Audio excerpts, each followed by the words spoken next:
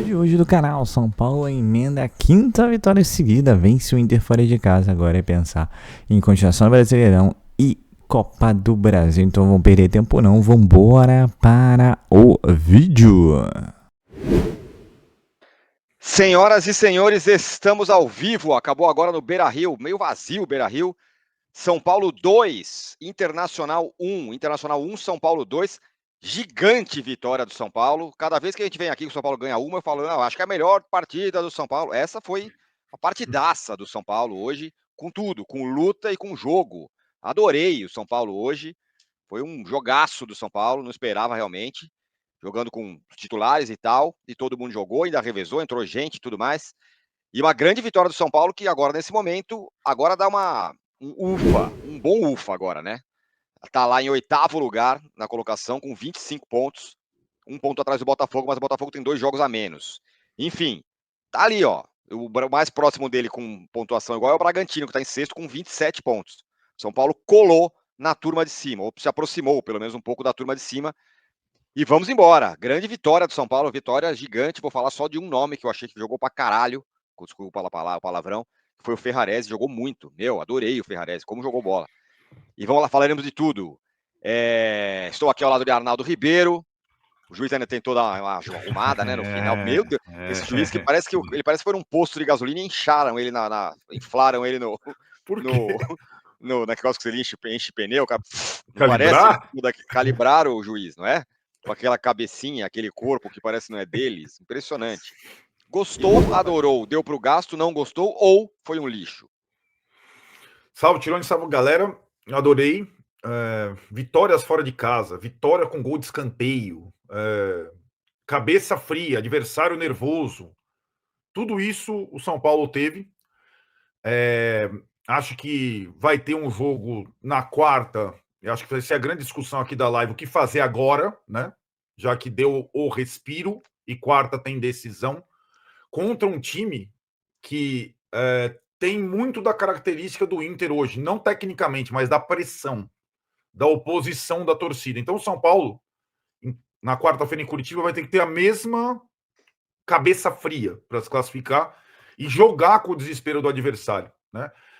Assim, né, tirando aquilo, eu acho que o time... Você falou se você gostou, adorou, né?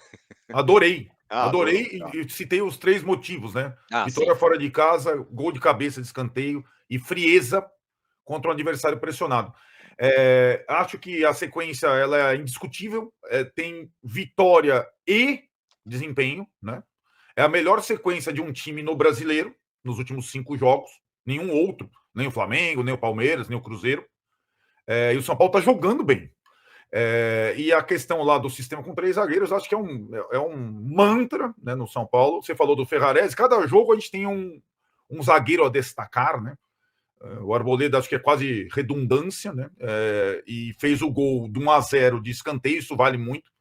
E acho que o São Paulo tem agora uma boa projeção, levando em consideração que o time continua muito desfalcado, com limites claros, dificuldade em fazer troca. A gente vai fazer isso tudo, também estava nesse jogo, né? As dificuldades nas mexidas e tudo mais, mas é uma vitória gigante mesmo. O São Paulo vai aos 25 pontos. Ele zera seu saldo pela primeira vez, quer dizer, pela primeira vez, desde que perdeu o primeiro jogo no campeonato. Então agora tem uma campanha digna. Já tem 18 jogos, então são 6 vitórias, 7 empates, 5 derrotas, 20 gols marcados, 20 gols sofridos.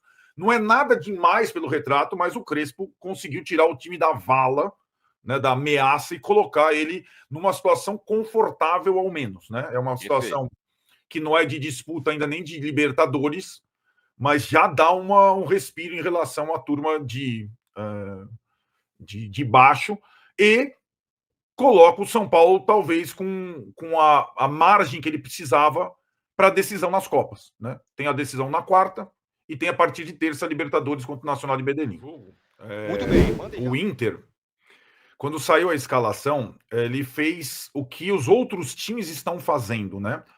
Ele espelhou o São Paulo. O São Paulo está sendo agora um time visado. O Inter não vinha jogando com 3 zagueiros, jogou com 3 zagueiros, jogou com dupla de ataque, jogou com 3 no meio, exatamente como o São Paulo está jogando, exatamente como o Atlético Paranaense jogou contra o São Paulo, exatamente como o Fluminense fez contra o São Paulo. Então, o São Paulo já vai sendo um time visado porque tem rendido bem, né? Sim, e aí, mas mesmo assim, acho que o São Paulo foi melhor e mereceu vencer fora de casa.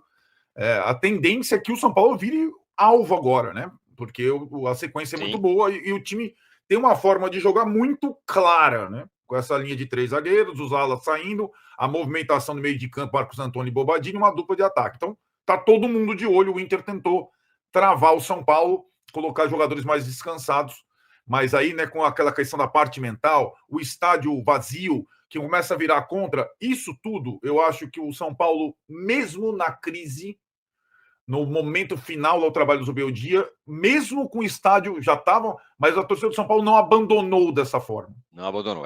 Não abandonou dessa forma. Hoje 10 mil já rompeu. Não vaiou um jogador como vaiar o Ener Valencia saindo daquela forma. A torcida do São Paulo não largou o time, mesmo numa crise de resultados gigante. Né? Isso é o pior. Hoje foi um teste bom para o São Paulo, tá? Fora de casa, contra um time chato. O Roger espelhou os 3 zagueiros do São Paulo. Foi um teste bom. Vamos lá. Se a gente parar para analisar o que a gente tinha para o que a gente tem, o jogo foi bom. Sim. Certo? Para o que a gente tinha, porque a gente tem, o jogo foi bom. Se a gente analisar o que a gente tem hoje para os últimos jogos, e aí não me entendam mal, tá? Porque a galera que tá aqui não são os Zuba Lovers, né? Quando a gente ganha, não vem Zuba Lovers, vem só os nossos. E talvez a galera que tá aqui vai me entender melhor. A vitória foi, excepcional. Para mim, um empate lá seria uma vitória, confesso. Sim. Que era um jogo chato, era um jogo truncado. Eu achei que o São Paulo não foi tão bem quanto nos outros jogos hoje. Eu achei, opinião minha. Eu não achei que o São Paulo foi tão bem quanto nos outros jogos. Teve as mesmas características e padrões? Teve. A diferença foi, o Inter fez uma parada que a galera vai começar a fazer. Vai começar a deixar o meio campo no mano e começar a incomodar Marcos Antônio. Bobadilha vai deixar para jogar. E aí, é que nem o Lucas, ele falou assim, vou trabalhar no Cruzeiro, nós ganhamos do Inter fora de casa. Vamos? Não, ganhamos, mostra. O resultado foi monstro. Só que a gente não conseguiu, talvez, impor o nosso ritmo, como foi nos outros jogos.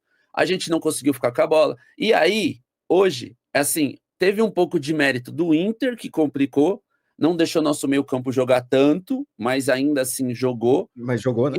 E teve um pouco de precipitação da nossa parte também. O Ferrarese estava lançando demais. O Sabino tem um passe melhor, os passes deles encontrar mais. O Arboleda estava lançando demais. O Cedric. Cara, quando a bola caía do lado direito.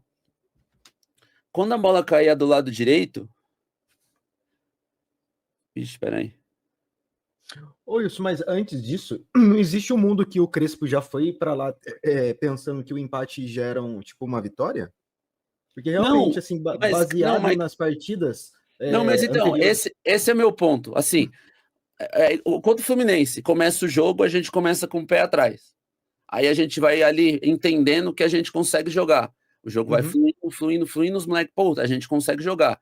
Hoje, não é que o Inter foi melhor que nós, não tô falando isso. Eu acho que o Inter não foi melhor que nós. Eu acho que, de maneira geral, o São Paulo até busca o jogo mais que o Inter.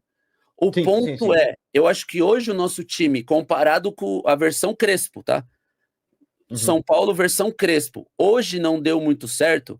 Ponto 1, porque o Inter empurrou os 3 volantes no mano com os caras.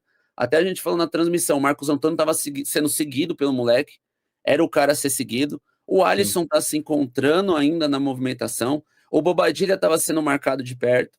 E aí, na hora também que a gente estava sem a bola, a gente não tem a pegada que os caras tinham. Os nossos volantes não são de pegada. E aí, hoje, a gente faz pouco o que deu certo nos outros jogos. A bola transicionar da direita para a esquerda com mais velocidade. A bola caía na direita, o Ferrarese lançava. O Ferrarese hoje abusou também de calcanhar, que dá um chapéu, sem ver. Hoje ele estava soltinho. Talvez excesso de confiança, E ele estava querendo lançar o André e o Luciano. Não. A bola tem que ser sob pressão da direita para a esquerda, achar um volante que acha o passe na diagonal para trás, que inverte o lado rápido. E aí a gente transicionava pelo lado. Isso aí, né? Chegou do lado no Enzo, fechou, se recompõe, faz a aproximação, triangula e acha o Cedric. Hoje a gente não estava fazendo isso. Hoje a gente queria sair na ligação direta e aí não transicionava do lado para o outro. Logo, a gente criou menos volume ali na frente. Depois de uma metade de ano, né, os primeiros 6 meses, assim, tirando a Libertadores, horrorosos do São Paulo do ponto de vista de desempenho, de valorização dos seus jogadores, de como potencializar suas peças, foi tudo muito mal feito, né, até o meio do ano. Depois da troca do treinador, o time conseguiu uma reação incrível e não é só aquele negócio de algumas vitórias de brilho ali logo depois da mudança. Não, tem conteúdo no trabalho, tem muita mudança sendo feita, tem jogadores sendo potencializado. E o fruto de tudo isso é o resultado positivo, né? Ou os resultados positivos. 5 vitórias seguidas. São Paulo se coloca em uma outra condição dentro do Campeonato Brasileiro. Agora de olhar um pouquinho mais para cima, não pelo título, está muito longe, obviamente. E acho que nem tem time, elenco para isso.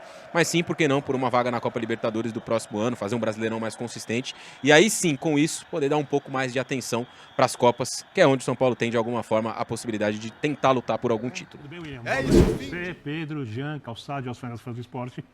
Os resultados falam mais do que qualquer argumento que eu possa ter a favor do Crespo, do trabalho dele, nesse início do retorno do técnico no São Paulo. Ele faz um jogo de muita perseguição individual, um jogo de muita correria. O Roger espelhou hoje o jeito do São Paulo jogar no início, com 3 zagueiros, 3 jogadores no meio de campo fazendo combate, e ali muitos duelos individuais, um jogo de muita força, muito pegado e pouco jogado com a bola, sem que houvesse espaço para nenhuma das equipes. E o gol do Arboleda muda consideravelmente a cara do jogo, porque tranquiliza o São Paulo, obriga o Inter a ir para cima, o jogo continua truncado como estava antes, e depois o São Paulo acaba fazendo um segundo gol num lance muito bonito do Bobadilla, e toma um gol no lance que a gente vai conversar aqui depois. Então, eu acho que, no final das contas, a eficiência em jogadas pontuais do São Paulo foi muito maior que a do Inter, e isso definiu o resultado no jogo que, para mim, coletivamente, em duelos individuais, foi bem parecido. Meus amigos, faz um tempinho, tirei umas férias, mas continuando acompanhando o São Paulo. Vamos falar aí da boa sequência do São Paulo Futebol Clube, né? O São Paulo venceu mais uma contra o Internacional. Um jogo, como o Cinho falou, talvez não dos melhores do São Paulo, mas o São Paulo foi lá e conseguiu vencer na marra. O Inter pegou, complicou um pouco ali no meio campo, bateu muito, né? Picotou muito o jogo. E ainda assim o São Paulo, que não fez fez 10, 15 minutos bons, e depois no final ali da primeira etapa, na primeira bola no gol, cruzamento, cabeçada da Arboleda 1-0. No segundo tempo o São Paulo volta melhor, domina melhor as ações, até porque o Internacional precisa do resultado, e aí consegue um belíssimo segundo gol. E aí quando parecia tranquilo, né, que é sempre assim, né, ou uma jogada aí que aí você pode falar que se foi ou se não foi pênalti, mas o Pablo Maia chegou de maneira imprudente, diríamos assim, e aí fora de casa e tudo mais, quer dizer, chamou o VAR, meu amigo, abraço, pênalti. O Inter descontou, aí teve aquela pressãozinha final, o São Paulo conseguiu segurar e saiu com mais 3 pontos. São Paulo agora com 25, faltam 20 para os 45. Acho que é sempre bom lembrar, por mais que eu acho que não seja agora, né, não é aquele momento antes da saída do Beldia, né, que a gente desesperadamente pedia para chegar aos 45, 47 pontos. 18 jogos, vamos terminar agora o primeiro turno no próximo fim de semana contra o Vitória, que empatou com o Palmeiras, já estava 2-0 para o Vitória em casa. E você pode terminar aí com 28 em 19 partidas, seria quase 50%, e muito melhor do que se esperado, né? Não é fácil engatar uma sequência dessa, ainda mais com a quantidade de desfalques, com tudo que aconteceu, né? E, bem, acho que não vai cada vez mais ser mais difícil, né?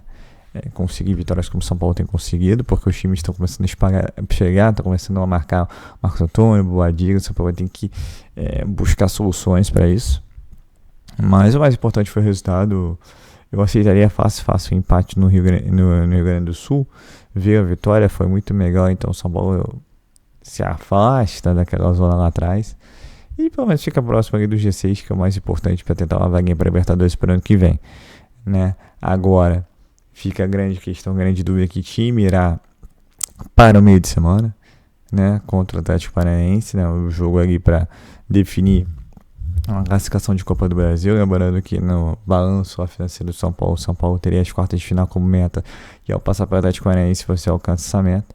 Não quer dizer muita coisa, né, porque a gente não acredita muito nessa gestão, mas como detalhe, né, e aí dependendo de um chaveamento, por exemplo, o Palmeiras pode ser eliminado, Cruzeiro pode ser eliminado, Flamengo pode ser eliminado, em tese é um caminho mais fácil para buscar o título, mesmo essas questões aí de sorteio para as próximas fases.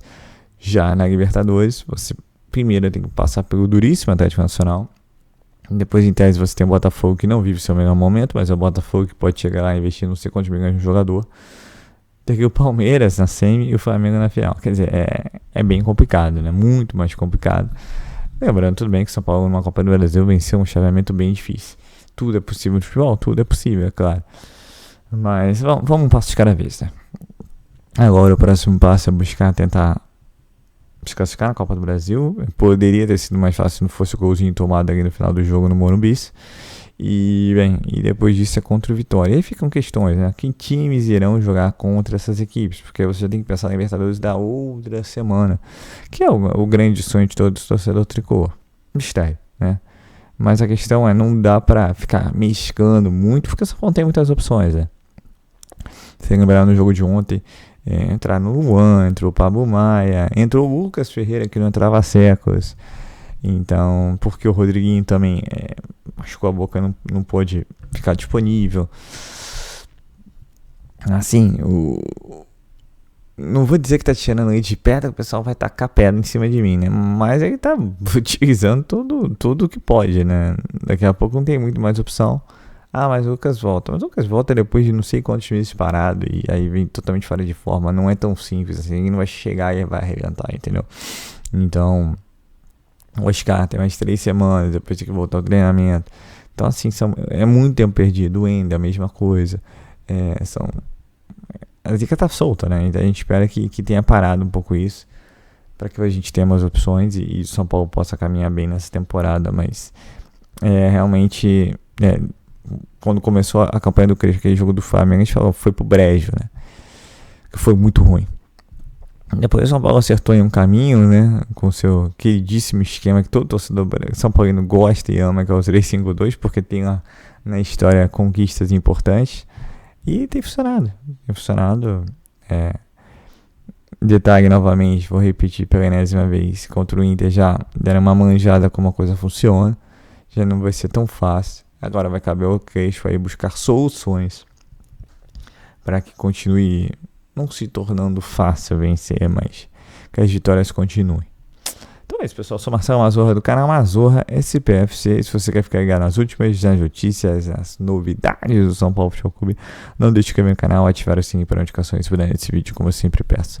Deixa aquele likezão, tá ok? Saudações, rigores, uma ótima segunda-feira a todos, uma ótima semana a todos e valeu!